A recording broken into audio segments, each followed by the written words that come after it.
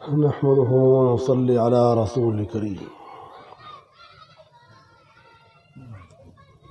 أما بعد أعوذ بالله من الشيطان الرجيم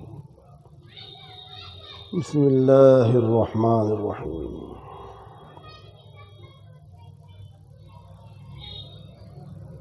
من عمل صالحا من ذكر أو أنثى فلنحيينه حياة طيبة صدق الله مولانا العظيم۔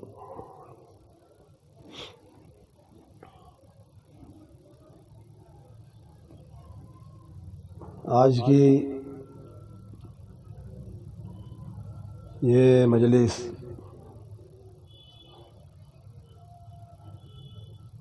ہماری ماؤں بہنوں کے کہنے پر، ان کی تمنا پر، ان کی چاہت پر منعقد ہو رہی ہے۔ وہی اس مجلس کی زیادہ باعث ہے، ذریعہ ہے، سبب ہے۔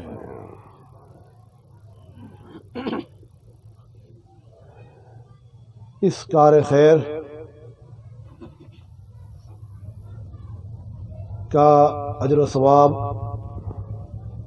اور برکات ضمناً تو ان تمام حضرات، ان سبھی حضرات کے حصے میں آئے گا جو بھی شریک ہیں، جہاں بھی شریک ہیں، مگر خاص طور پر جو اس کار خیر کی ذریعہ بنی ہے، سبب بنی ہے، انشاءاللہ ان کے حصے میں اس مجلس کا ثواب اوروں کے مقابلے میں زیادہ ہوگا۔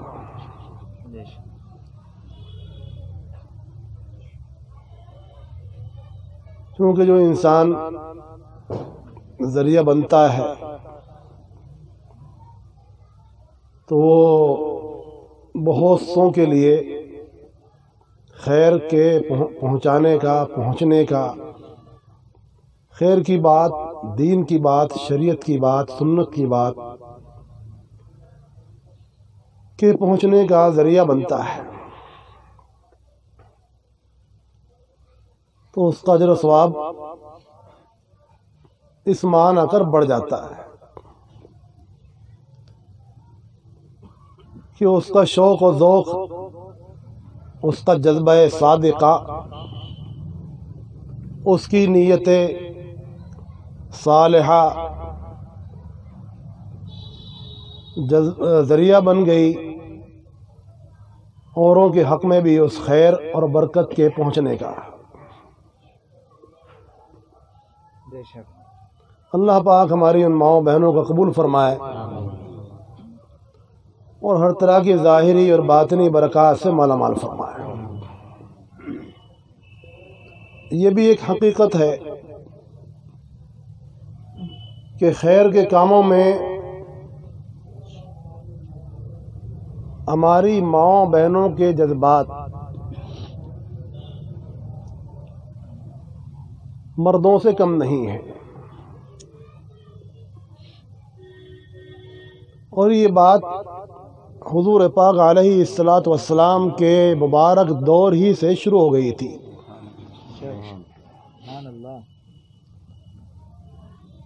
اس کا اظہار بار بار ہوتا تھا، موقع بموقع ہوتا تھا،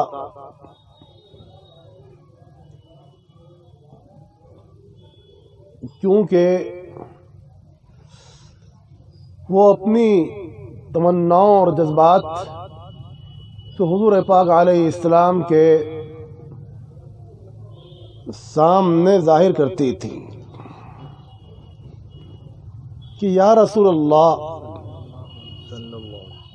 یہ مرد تو آپ کی مجلس میں شرکت بھی کرتے ہیں، آپ کے پاس آتے بھی ہیں، آپ سے سیکھتے رہتے ہیں، مختلف موقعوں پر آپ کے ساتھ رہتے ہیں، ہر وقت ہی آپ کے ساتھ رہتے ہیں تقریباً بجز مخصوص اوقات کے. آپ سے معلومات بھی کرتے رہتے ہیں، اور جو اعمال شریعت کے رحمت و برکت کے اجر و ثواب کے اللہ کی مرضی کے آپ فرماتے ہیں، ان کو دیکھتے بھی رہتے ہیں، اس کے مطابق وہ اپنے اعمال کو بنایا کرتے ہیں، اپنی زندگی کو سنوارا کرتے ہیں، اس طریقے کو اختیار کرتے ہیں جو آپ فرماتے ہیں، بتاتے ہیں، کر کے دکھاتے ہیں. ہمیں کوئی موقع نہیں ہوتا مردوں کی طرح کہ ہم بھی آپ کی خدمت میں ایسے ہر وقت کہیں بھی آ سکیں. اس لیے ہمارے لیے بھی ایک وقت مقرر کیا جائے، ایک جگہ متعین کی جائے، ہم وہاں حاضر ہو جائیں، آپ وہاں تشریف لے آئیں اور ہمیں کچھ سکھائیں، تاکہ ہمیں بھی دینی برکات، انوار، برکات، اللہ پاک کی مرضیات والے اعمال نصیب ہو جائیں. چنانچہ رسول رب العالمین رحمت للعالمین افضل المرسلین سید الانبیاء والاولیاء سید بنی آدم سید ولد آدم بنی آدم کے سردار صلی اللہ علیہ وآلہ وسلم نے بھی ان کی تمناؤں کا خیال رکھا اور دن مقرر فرمایا، ان کو موقع دیا اور تشریف لے گئے اور ان کے سامنے دین کی باتیں بیان فرمائی. بلکہ باری تعالی شانہ نے بھی ان کی تمناؤں کا خیال رکھا.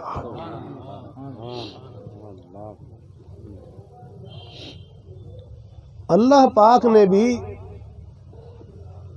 ہماری ماؤں بہنوں کے جذبات کا خیال رکھا. ایک موقع پر یہ بات چل رہی تھی کہ اللہ پاک نے جہاں مردوں کو فضیلت بخشی ہے، بہت سے کاموں کے اندر مرد ہی شرکت کر سکتے ہیں، نمازوں میں، جماعت میں، اور دین کے کچھ اہم ایسے کام ہیں جہاں مرد ہی شریک ہو سکتے ہیں، عورتیں نہیں. تو عورتوں کو یہ خیال پیدا ہونا لازمی تھا کہ ہمارے لیے بھی تو کچھ ہونا چاہیے. رسول پاک علیہ الصلوۃ والسلام نے فرمایا کہ تم گھر کے اندر جو عبادات کرتی ہو اور اپنے اہل و عیال کی خدمات کرتی ہو، اللہ پاک تم کو وہیں رہ کر اتنا اجر و ثواب عطا فرمائیں گے جو مردوں کو حاصل ہوگا. اللہ پاک نے بھی اس بات کی رعایت فرمائی، عورتوں کے جذبات کی رعایت اللہ پاک نے ہی فرمائی. میں یہ نقطہ جو عرض کر رہا تھا کہ اللہ پاک نے بھی عورتوں کے جذبات کی رعایت فرمائی. ہاں، ایک بات اور عرض کرنا چاہ رہا تھا، پھر بھول جاؤں گا اس کو، کہ جہاں اللہ پاک نے مردوں کو فضیلت بخشی ہے مختلف وجوہات سے، اور ان کے حق میں یہ فرمایا کہ الرجال قوامون علی النساء کہ مرد عورتوں پر نگراں ہیں، اس لیے کہ وہ ان پر خرچ کرتے ہیں، ان کے تمام اخراجات مردوں کے ذمے ہیں، ان کے نفقے کے معاملات، ان کے گھر کے نظام کے معاملات، ان کے کھانے کے، کپڑے کے، رہن سہن کے جملہ معاملات ان کے مردوں پر فرض ہے۔ والدین بھی اس میں آ گئے ہیں اور ازواج بھی اس میں آ گئے ہیں۔ والد پر اپنی بیٹی کے نفقات شادی تک کے فرض ہوتے ہیں، جب تک اس کی دیکھ بھال کرے ہو۔ جب اس کی شادی ہو جائے تو پھر اس کے نفقات کا مسئلہ اور اس کے تمام نظام کا مسئلہ اس کے شوہر کے ذمہ عائد ہو گیا، وہاں تک باپ کی ذمہ داری تھی۔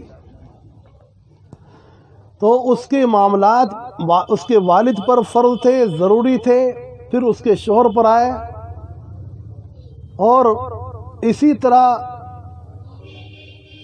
اگر یہ نہ ہو تو اور دیگر اس کے جو متعلق ہیں، بھائی ہیں اور اعزاء اور اقربا ہیں، ان پر اس کے ذمہ داری آتی ہے۔ خیر وہ ایک مستقل ایک باب ہے۔ تو اللہ پاک نے عورتوں کو بھی ایک خاص فضیلت دی ہے۔ قرآن پاک میں ایک سورت کا نام ہی مستقل سورہ نساء ہے، عورتوں کے نام سے ہی مستقل ایک سورت اللہ پاک نے قرآن پاک میں رکھی ہے۔ کیا کوئی سورت مردوں کے نام کی بھی ہے کہ یہ مردوں کی سورت ہے؟ اس بات کو آپ تفریح سمجھ رہے ہوں گے، لیکن مجھے بتایا کہ ایسی کوئی سورت ہے جس میں یہ آیا ہو کہ سورۃ الرجال؟ سورۃ النساء ہے۔ اگرچہ ساری صورتیں سب کے لیے ہیں، یہ نہیں کہ جس میں جہاں سورۃ النساء ہے تو وہ خاص عورتوں ہی کے لیے، اس میں بھی مردوں کے تعلق سے باتیں ہیں، اور جو اور صورتیں ہیں اس میں بھی عورتوں کے تعلق سے باتیں آئی ہیں، مردوں کے تعلق سے باتیں آئی ہیں، لیکن ایک فضیلت تو بہرحال عورتوں کو یہ حاصل ہے ہی کہ ان کے نام سے قرآن پاک میں ایک مستقل صورت ہے۔ یہ تو ہے ہی فضیلت ان کے لیے، بہت جامع، کتنی بڑی فضیلت ہے یہ۔ اللہ پاک کی نظر میں ان کی اہمیت کا اس سے اندازہ ہوتا ہے، اور ان کی اہمیت کا اندازہ اس سے بھی ہوتا ہے کہ باری تعالی شان ہوں ان کی سپورٹ کرتے ہوئے نظر آتے ہیں۔ تو ہماری مستورات کے سپورٹر سب سے بڑے تو اللہ ہیں۔ اگر کوئی مرد ان کے ساتھ گڑبڑی کر دے تو اس کی خیر نہیں، اس لیے کہ ان کی سپورٹ پر کون ہے؟ باری تعالی شان ہوں ہیں، اور جس کی سپورٹ اللہ پاک کرے تو بھلا اگر وہ کوئی گڑبڑ کرے اس کی خیر ہو جائے تو پھر مشکل ہے کہ اس کی خیر ہو جائے۔ اللہ پاک نے جہاں مردوں کے حقوق بیان کیے اور یہ فرمایا کہ عورتوں پر مردوں کے حقوق ہیں، مرد تو پھول گیا کہ میرے حقوق بیان ہو رہے ہیں، قرآن پاک میں مزہ آ گیا ہے، اب تو میں گھر جا کر خوب دادا گیری دکھاؤں گا، دروازے میں داخل ہوتے ہی ساتھ ان کو ڈانٹنا شروع کر دوں گا اور کو ڈپٹنا شروع کر دوں گا اور بتانا شروع کروں گا کہ روٹی ایسی کچی ہے اور نمک نہیں ہے اس میں، یہاں یہ خامی ہے اور یہاں یہ خرابی ہے۔ وہ تو پھول رہا تھا، جب پھول جاتا ہے نا کوئی تو پھر پھٹنے کا بھی اندیشہ ہو جاتا ہے۔ اللہ پاک نے اس کو پھٹنے سے بچایا کہ خوشی کے مارے پھٹ نہ جائے، فوراً فرمایا کہ وَلَهُنَّ مِثْلُ الَّذِي عَلَيْهِنَّ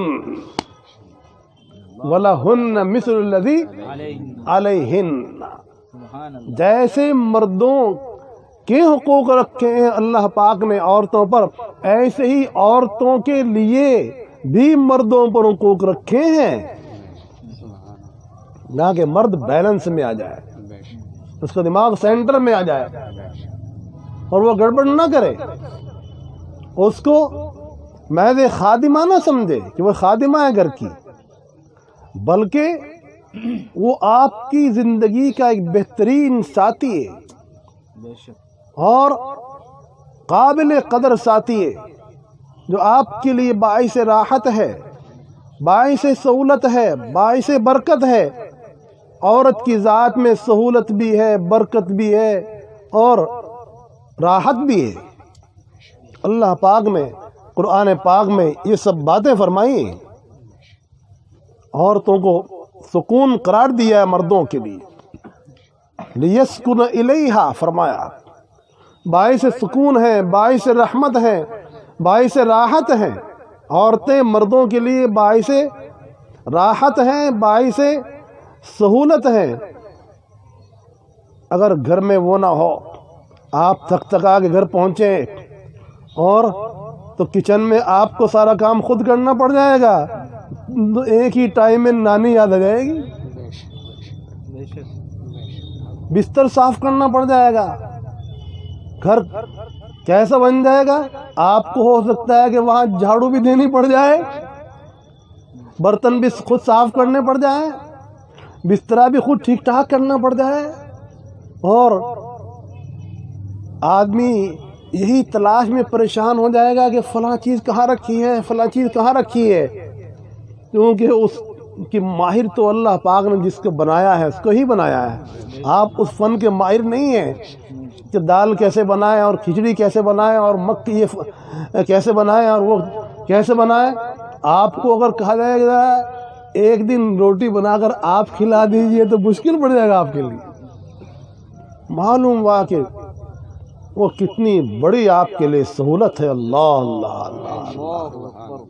ارے بھائی، اگر کسی کے ہاتھ کی پکی ہوئی ایک روٹی کھا لو تو اس کا احسان ہے نا، ایک ٹائم کا بھی احسان ہے، اور جس کے ہاتھ سے آپ زندگی بھر روٹیاں کھا رہے ہیں اس کا کتنا بڑا احسان ہے آپ کے اوپر۔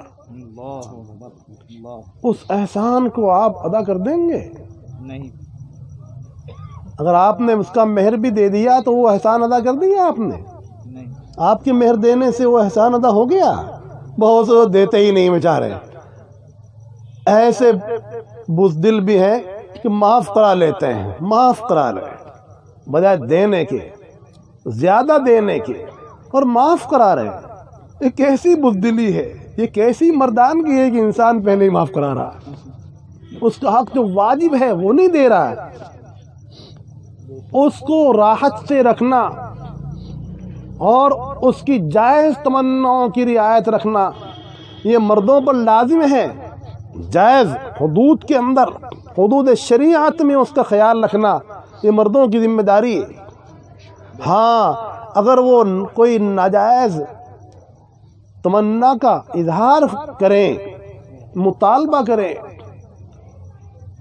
اور اس کی طلب کریں تو ظاہر بات ہے کہ وہ حدود شریعت میں وہ چیز نہیں آئے گی۔ اب اولاً تو اس کو اس تمنا کا اظہار کرنا، اس کی طلب کرنا ہی غلط ہوگا۔ اگر کوئی اس کو پورا کر دے گا تو وہ کہاں سے جائز ہو جائے گا؟ ناجائز تو ناجائز ہی ہے۔ شریعت کی بات سب سے اوپر ہے، چونکہ شریعت کی بات اللہ کا فرمان ہے، اللہ کا فرمان ہر تمنا سے اوپر ہے، ہر ایک کے جذبات سے اوپر ہے اللہ کا فرمان۔ اگر وہ بے پردگی اختیار کرے تو آپ وہاں اس کو روک سکتے ہو، ٹوک سکتے ہو کہ یہ شریعت کی حد سے تجاوز ہے، اگر میں نے اس کو برداشت کیا تو میں بھی گنہگار ہوں گا۔ تم نے بے پردگی کی تو تم ہی گنہگار نہیں بلکہ تمہارے ساتھ جو اس کو برداشت کر رہا ہے وہ بھی گنہگار ہوگا، کیونکہ اس کے قابو میں تھا، بس میں تھا، اس کے ماحول میں تھا۔ اس پر دارو گیر کرنا، اس کو بتانا، اس کو سمجھانا، وہاں اس کی پوچھ ہوگی کہ آپ نے بتایا کیوں نہیں۔ اگر نماز نہیں پڑھ رہی تو آپ کے گھر میں ہے اور وہ نماز نہیں پڑھ رہی، اب اس کی نگرانی والد کے ذمے سے تو ساقط ہو گئی آپ کے گھر میں، تو نماز تو آپ پر بھی فرض ہے اور اس پر بھی فرض ہے، تو وہاں آپ کو بتانا ہوگا کہ نماز ایک فریضہ ہے محترم الشان، تو تم پر بھی فرض ہے، مجھ پر بھی فرض ہے۔ اگر میں نے اس معاملے میں تم کو نہیں بتایا تو میں بھی گنہگار، تم بھی گنہگار۔ ہاں اگر کوئی مرد فرائض چھوڑتا ہو تو اب عورت کی بھی ذمہ داری ہے، کیونکہ وہ اس کی رفیق حیات ہے، جیسے اس کی تکلیف میں وہ ساتھ دیتی ہے، تو یہ جو پریشانی آ رہی ہیں، مصیبتیں آ رہی ہیں، یہ نماز کے چھوڑنے سے بھی آتی ہیں۔ جب گھر والے نماز کے چھوڑنے کے عادی ہو جاتے ہیں تو مختلف پریشانیوں کا شکار ہو جاتے ہیں۔ اب جاتے ہیں کسی تعویذ کی تلاش میں، اب جائیں گے کسی مزار پر، کہاں پہنچیں گے؟ ہاں ہمارے علاقے سے چونکہ ایک بزرگ کا مزار بہت قریب ہے تو وہاں پہنچ جائیں گے۔ شیطان دماغ میں ڈالے گا کہ یہ پریشانی آ رہی ہے، کاروبار نہیں چل رہا ہے، یا جو دقت آ رہی ہے، یہ پریشانی آ رہی ہے، تو اس کا حل تعویذ میں تلاش کرو۔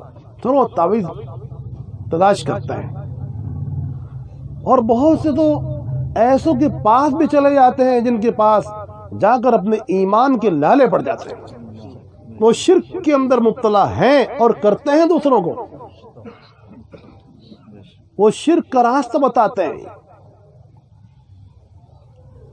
اور وہاں اس کو بتاتے ہیں کہ یہاں تجھ کو شفا ہوگی، لا حول ولا قوت الا باللہ۔ اگر دنیا میں شرک باعث شفا ہوتا، شرک کرنے سے کسی کو شفا ہو جاتی، تو کوئی مشرک دنیا کے اندر بیمار نہ ہوتا؟ دنیا کے اندر کوئی مشرک بیمار ہوتا؟ اگر شرک کرنے سے، مزار پر جا کر شریعت کے خلاف کام کرنے سے کسی کو شفا مل گئی ہوتی، اولاد مل گئی ہوتی، یہ کام ہو گیا ہوتا، فلاں کام جو اس کے ذہن میں ہے، اس کی پریشانیاں، الجھنیں، دقتیں اگر اس کے بس میں ہوتی، جس کے انتقال کو 100 سال ہو گئے، جس کے انتقال کو 200 سال ہو گئے، 500 700 سال ہو گئے، اس کے ہاتھ میں ہوتا، تو یہ پورے عالم کے اندر جو پریشانی آ رہی ہیں، مصیبتیں آ رہی ہیں، یہ کیوں آتی بھائی؟ یہ تکلیفیں کیوں آتی؟ تو شرک اور غلط قسم کی باتیں یہ علاج نہیں ہے، یہ تو خود مستقل طور پر بیماریاں ہیں، یہ تو اس سے بڑی بیماری ہے جو ہمیں لگی ہے۔ ہمیں تو بدن کی بیماری لگی تھی اور ہم اس کی اصلاح میں غلط کام کر بیٹھے، تو جو ہم نے غلط کام کیا وہ اس سے بڑی بیماری ہے جو ہمیں لگی تھی پہلے۔ وہاں تو بدن کا نقصان تھا، یہاں ایمان کا نقصان ہوا، یہ حقیقی نقصان ہے۔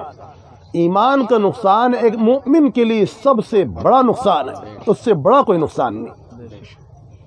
ایمان کا نقصان، ایمان کا خسارہ، ایمان کے اندر کمی کا آنا، اور ایک مومن کا ایمان کی لائن کو چھوڑ کر کفر کی لائن میں چلے جانا، شرک کی لائن میں چلے جانا، نفاق کی لائن میں چلے جانا، بدعات کی لائن میں چلے جانا، گناہ کی لائن میں گھس جانا، کیا اس سے بڑھ کر کسی ایمان والے کے لیے کوئی خسارہ، ٹوٹا، نقصان ہو سکتا ہے؟ نہیں ہو سکتا، اس سے بڑا کوئی نقصان نہیں ہو سکتا۔ ایک ایمان والا بدن کے نقصان کو برداشت کر سکتا ہے، مگر عقیدے کے نقصان کو برداشت نہیں کر سکتا۔ اس کے عقیدے میں خرابی آئے، وہ عقیدہ جو اس کو قرآن پاک دے رہا ہے، وہ عقیدہ جو اس کو رسول اللہ صلی اللہ علیہ وآلہ وسلم کی حدیث سے مل رہا ہے، جو عقائد قرآن پاک کے مطابق ہیں، شریعت کے مطابق ہیں، سنت کے مطابق ہیں، آیات سے مؤید ہیں، جن عقائد کی آیات سے تائید ہے، آیات سے مؤید ہیں، وہ عقائد آیات سے مؤکد ہیں، ان کی تاکید، ان کی تائید، ان کی کیا کہیے تحریض قرآن پاک نے کی۔ ان عقائد پر چلنا، عقائد اہل سنت والجماعت کو اختیار کرنا، جو امام اعظم ابو حنیفہ رحمۃ اللہ علیہ کے تھے، جو ہمارے اسلاف کے تھے، جس کو امام طحاوی رحمۃ اللہ علیہ نے ذکر کیا عقیدۃ الطحاوی کے اندر، اور جس کو علماء عقائد نے ذکر کیا اپنی کتابوں کے اندر، تو ان عقائد کو اختیار کرنا اور ان اعمال کو اختیار کرنا جو اعمال شریعت ہیں، اعمال سنت ہیں، اعمال تزکیہ ہیں، صالحین کا طریق ہے، شہداء کا طریق ہے، صدیقین کا طریق ہے، انبیاء علیہ السلام کا طریق ہے، جن پر اللہ کا انعام ہوا، تو یہ ہر مومن کے لیے فرض ہے، اس کی ذمہ داری ہے، اور ان تمام چیزوں سے باز رہنا جو اس لائن سے الگ ایک لائن ہے جس پر شیطان چل رہا ہے، اس کے اعوان چل رہے ہیں، وہ انسان کو گمراہی کی طرف بلا رہا ہے، عقیدے کی گمراہی، اعمال کی گمراہی، افکار کی گمراہی، ان گمراہیوں کی طرف شیطان اور اس کے اعوان، اس کی پارٹی انسان کو کھینچ کر بلا رہی ہے۔ اس سے باز رہنا یہ ہر مومن کی ذمہ داری ہے، اس راستے کو اختیار کرنا جو صالحین کا راستہ ہے۔ ہم اسی بات کا عہد کریں، یہ مجلس اسی لیے کہ ہم انشاءاللہ خرافات سے بچیں گے اور ہر وقت اپنے ایمان کی حفاظت میں لگیں گے، ہرگز کسی معمولی پریشانی میں، کیا کسی بڑی سے بڑی پریشانی میں بھی ایسا کوئی کام نہیں کریں گے جو ہمارے ایمان کے خلاف ہو، ان عقائد کے خلاف ہو جو اللہ نے بتا دی، اللہ کے پیغمبر صلی اللہ علیہ وسلم نے بتا دی، جس پر صحابہ کرام تھے، جس پر اولیاء اللہ تھے، علماء صلحاء تھے، کیونکہ سب سے پہلے پوچھ عقائد کی ہوگی، سب سے پہلے پوچھ کس کی ہوگی؟ عقائد کی ہوگی۔ اعمال کی پوچھ بعد میں ہوگی، سب سے پہلے پوچھ عقائد کی ہوگی۔ عقائد کا صحیح رکھنا یہ ہر ایمان والے کی پہلی ذمہ داری ہے، اس کے بعد اعمال صالحہ کو اختیار کرنا۔ اب جب اس نے کلمہ طیبہ پڑھ لیا، لا الہ الا اللہ محمد رسول اللہ پڑھ لیا، اپنے آپ کو کتاب اللہ اور سنت رسول اللہ کا ایمان والا قرار دے دیا، تو اب ان اعمال کو اختیار کرنا اس پر فرض ہو گیا جو اعمال کتاب اللہ میں اور سنت رسول اللہ کے اندر بتائے گئے ہیں۔ اب صرف اس کے لیے اتنا ہی کافی نہیں، اب اس کے لیے اعمال شریعت کو اختیار کرنا بھی ضروری ہے، کیونکہ ایمان 3 چیزوں کے مجموعے کا نام ہے۔ دل سے، دل کی گہرائی سے اللہ اور کے رسول پر اور جملہ ان تمام چیزوں پر جن پر ایمان لانا ضروری ہے، ایمان لائے، یقین کرے، اور زبان سے اس کا اقرار کرے، اور عمل سے اس کی تصدیق کرے، عمل بھی اس کے مطابق کرے، عمل بھی اس کے مطابق کرے، وصدقہ العمل، تب وہ جا کر اپنے ایمان میں سچا ہوگا۔ دیہاتی رسول اللہ صلی اللہ علیہ وآلہ وسلم کی خدمت میں آئے اور کیا کہہ رہے تھے؟ آمنا آمنا، قالت الاعراب آمنا۔ اللہ پاک نے فرمایا کہ تم آمنا مت کہو، قل لم تؤمنوا ولكن قولوا اسلمنا ولما يدخل الایمان فی قلوبکم۔ تم آمنا آمنا نہ کہو، بلکہ تم اسلمنا کہہ سکتے ہو کہ ہم اسلام میں داخل ہو گئے ہیں۔ ابھی تک ایمان کی حقیقت تمہارے دلوں کے اندر نہیں اتری، جب تک ایمان کی حقیقت تمہارے دلوں میں نہ اتر جائے اس وقت تک تم ایمان کا دعویٰ نہیں کر سکتے ہو۔ تمہارا ایمان کا دعویٰ تو جب صحیح ہوگا جب ایمان کی حقیقت تمہارے دلوں میں اتر جائے گی۔ جب تک نفاق رہے گا طبیعتوں کے اندر اور شرک باقی رہے گا اور کفر باقی رہے گا کسی بھی طرح سے، اس وقت تک کوئی انسان یہ نہیں کہہ سکتا کہ وہ اللہ پر ایمان لے آیا، دعویٰ نہیں کر سکتا ہے، اللہ پاک جانتے ہیں۔ اور دعویٰ انسان کس کے سامنے کر رہا ہے؟ اللہ کے سامنے کر رہا ہے۔ اللہ پاک تو ہر انسان کی حقیقت جانتے ہیں، ہر انسان کے دل میں کیا ہے، اس کے قلب میں کیا وسوسہ آ رہا ہے۔ وَنَعْلَمُ مَا تُوَسْوِسُ بِهِ صَدْرُهُ، ہر انسان کے سینے میں کیا وسوسہ آ رہا ہے، کیا خیال آ رہا ہے، باری تعالی شان ہو تو اس کو بھی جانتے ہیں۔ سمندروں کے نیچے جو ایک مچھلی چل رہی معمولی سی، اللہ پاک تو اس کو بھی جانتے ہیں۔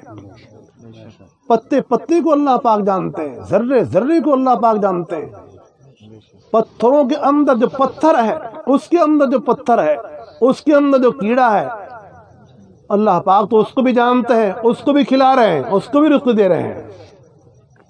اللہ پاک تو سب کے رازق ہیں، رازق بھی وہی ہے، مالک بھی وہی ہے، خالق بھی وہی ہے، رب بھی وہی ہے۔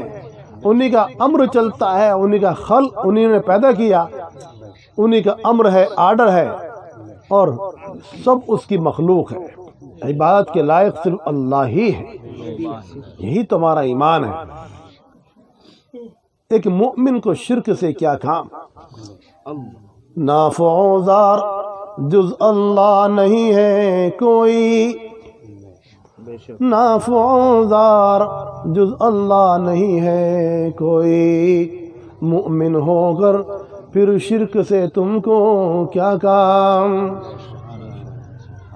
نفع اور ضرر کی ساری صلاحیتیں اور طاقتیں تو اللہ پاک کے لیے، اس لیے ہمیں ضروری ہے کہ ہم اپنے تمام معاملات میں اللہ کی رجوع کریں اور اللہ ہی کی طرف ساری چیزوں کو لوٹنا ہے۔ انسان ہو، حیوان ہو، ہر چیز کا لوٹنا اللہ پاک کی طرف ہے۔ اللہ پاک ہمیں اپنے ذکر و فکر کی توفیق عطا فرمائے۔ نحمده ونصلي على رسول الكريم، أما بعد، أعوذ بالله من الشيطان الرجيم،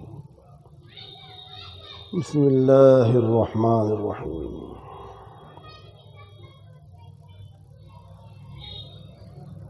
من عمل صالحا من ذكر أو أنثى فلنحيينه حياة طيبة، صدق الله مولانا العظيم۔